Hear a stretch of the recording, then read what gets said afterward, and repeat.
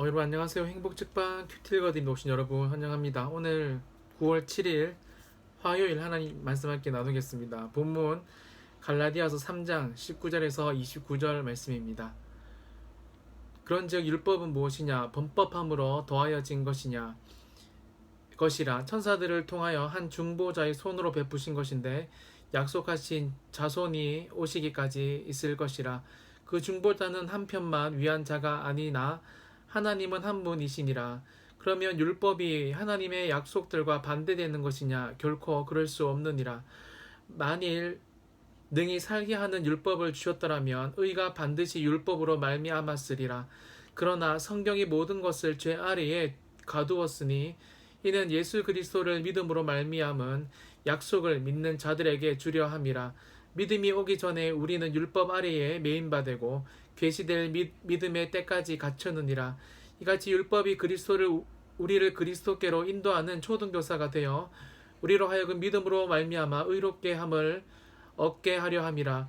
믿음이 온 후로는 우리가 초등교사 아래에 있지 아니하도다. 너희가 다 믿음으로 말미암아 그리스도 예수 안에서 하나님의 아들이 되었으니 누구든지 그리스도와 합하기 위하여 세례를 받은 자는 그리스도로 옷 입었느니라.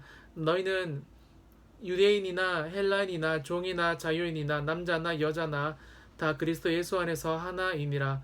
너희가 그리스도의 것이면 곧 아브라함의 자손이요 약속대로 유업을 이을 자니라. 아멘. 여러분이 율법에 대해서 매우 잘 나타나 있기에 이 갈라디아서를 또 뭐 작은 로마서 이렇게 부르기도 합니다. 특별히 여러분 오늘 본문에서는 이 율법의 쓸모와 또 특별히 믿음에 대해서 이야기하고 있는데요. 구약의 율법이 현재도 필요한가 필요하지 않는가에 대해서 여전히 신학적인 논쟁이 이어지고 있습니다.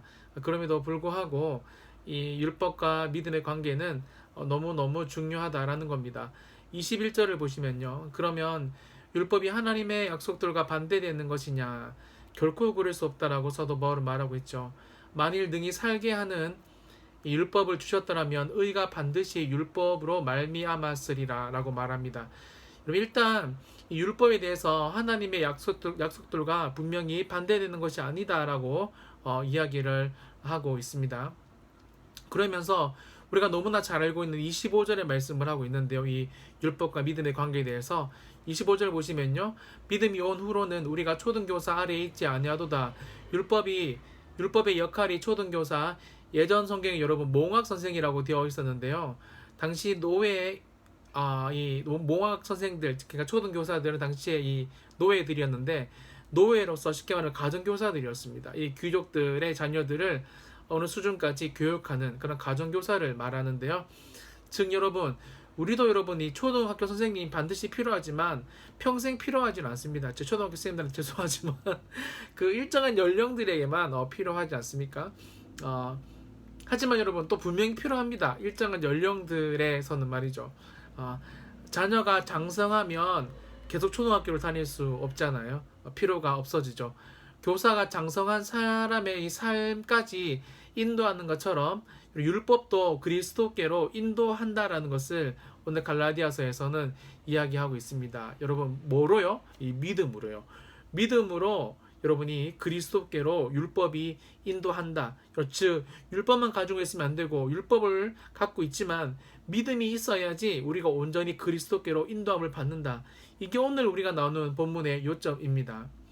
그러면서 중요한 26절 말씀하시는데요.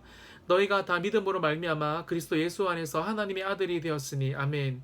여러분이 믿음으로 그리스도 안에서 하나님의 아들이 된대요. 믿으십니까? 여러분 이게 바로 믿음의 중요성입니다. 믿음으로 하나님의 아들이 될 수 있습니다. 누구를 통해서요?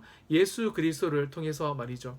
이 사실을 분명히 아는 것이 참된 복음을 아는 사람들이다라는 것입니다. 결론적으로 27절 누구든지 그리스도와 합하기 위하여 세례를 받은 자는 그리스도로 옷 입었느니라. 아멘.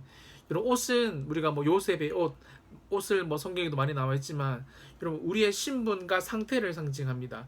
군복은 군의를 상징하고 의사 가운은 여러분 의사 선생님들 상징하죠. 목사님 저도 목사지만 우리가 뭐 트레이닝복을 입고 설교할 수가 없습니다.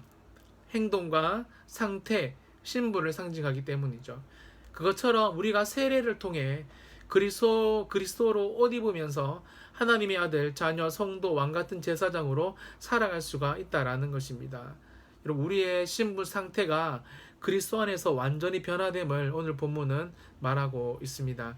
말씀을 마무리하면서요, 우리가 믿음만 가지고 신앙생활을 할 수가 없습니다. 오늘 본문에서 말했듯이 율법은 초등교사로서 우리를 그리스도에게로 분명히 인도하고 있기 때문에 그렇습니다. 그래서 우리가 이 구약의 율법들을 정확하게 알고 있기도 해야 합니다. 그리스도인으로서 살아가기 위해서 필요한 것들은 율법은 규정 짓고 성도답게 살아가게 하기 때문입니다, 여러분. 그럼에도 불구하고 여러분이 율법은 한 번 더 말씀드리지만 믿음으로 우리가 또 뛰어넘어야 합니다. 율법에 갇혀서 살아가면 늘 성도를 날카롭게 기준 잡고 비판하고 교회 안에 그런 사람 은근히 많잖아요. 자기 기준에 빠져서 살아가서 많은 사람들을 힘들게 하는 율법에 갇힌 사람들이죠. 근데 본인들은 잘 모릅니다. 여러분이 율법에 갇히지 마시고 예수님을 믿는 믿음으로 여러분이 사랑에 충만한 사람들로 변화되기를 바랍니다. 그게 바로 성숙한 그리스도인 아니겠습니까? 이 믿음은 예수님의 사랑을 경험한 사람들만이 온전히 드러낼 수 있다는 것도 여러분 꼭 기억하셨으면 좋겠습니다. 오늘 하루 율법의 쓸모와 이 믿음에 대해서 한번 잘 생각해 보시고, 특별히 28절 마지막 말씀인데요, 이방인에게도 열려있는 이 복음을 많은 사람들에게 한번 또 전도하시는, 저희 교구에 어떤 우리 순장님이 계신데 아파트 주민들을 지금 신나서 전도하고 있고요. 지지난주도 한 명을 또 전도해서 저희 교회 등록을 시키셨는데 등록 신방을 제가 카페에서 하면서 참 놀랍다. 그분은 요즘에 가장 큰 기쁨이 전도하는 것이래요. 이런 그런 성도의 소망을 다시 한번 더 새롭게 회복하시는 저와 여러분이 되시기를 예수님의 이름으로 축원드립니다. 기도하겠습니다. 하나님, 오늘 이 율법의 쓸모와 믿음에 대해서 나누었습니다. 초등교사로서 율법도 역할을 하지만 우리가 언젠가 이 율법을 넘어 예수 그리스도로 옷 입고 완전한 주님의 사랑을 알아 그리스도의 사랑을 전하는 성숙한 신앙인이 될 수 있도록, 특별히 오늘 하루부터 그런 사람이 될 수 있도록 은혜를 베풀어 주시옵소서. 축복하며 예수님의 이름으로 기도합니다. 아멘.